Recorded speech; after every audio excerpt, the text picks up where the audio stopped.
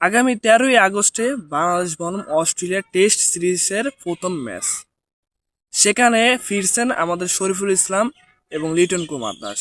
Injury কাটিয়ে তারা এবার দলে অন্তর্ভুক্ত হয়েছেন।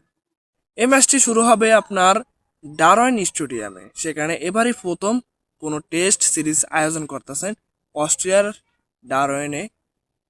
এখানে আর কোনো টেস্ট সিরিজ আয়োজন হয় না এবং টেস্ট ম্যাচ চলেও না। এখন আপনারা বলতে পারেন যে বাংলাদেশকে কেন এই খ্যাত খামারে আমন্ত্রণ জানালো টিম অস্ট্রেলিয়া। কেন জানাইছে আমন্ত্রণ, আপনারা এনে কেন খেলবে সেটা আপনারা খোঁজ নিয়ে দেখতে পারেন যে অস্ট্রেলিয়ার সিডনি, মেলবোর্ন, তারপরে আপনার আরও অন্যান্য সিটি আছে। সেখানে এই তাদের শীতকাল মৌসুম চলতেছে, ওখানে আপনার কিছু রাগবি গেমস চলে এবং বাস্কেটবল, ইয়া আর অন্য অন্য খেলা চলে ওই স্টেডিয়ামে। তাই এই অস্ট্রেলিয়া সেখানে সিডনিতে আমন্ত্রণ করেন। সিডনি তো একটা অন্যতম সেরা একটা শহর এবং সেখানে স্টেডিয়ামের তো ফ্যাসিলিটি আপনারা জানেন কীরকম উন্নয়ন। এখন এই অস্ট্রেলিয়া সাইজে এই ডারওয়েন স্টেডিয়ামে একটা টেস্ট সিরিজের উদ্বোধন করুক এবং এই টেস্ট সিরিজ দিয়া স্টেডিয়ামের একটা শুভকামনা জানাইতে চায় টিম অস্ট্রেলিয়া।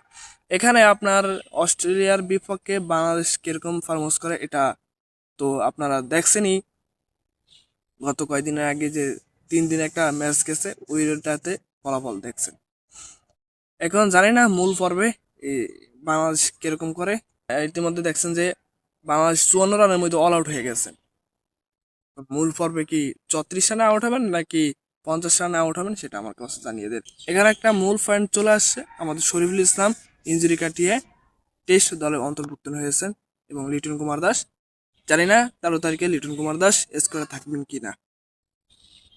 এই ডারওয়েন স্টেডিয়ামে দুর্দান্ত খেলুন বাংলাদেশ, এটাই আমরা চাই। এখানে কিন্তু প্রচুর হাওয়া বাতাস থাকে, এখানে ব্যাটাররা ওইরকম কাবু করতে পারবে না, বেশিরভাগ বলাররাই এখানে নাস্তানাবুদ করবেন ব্যাটারদের। সবাইকে ধন্যবাদ, ভালো থাকবেন, সুস্থ থাকবেন।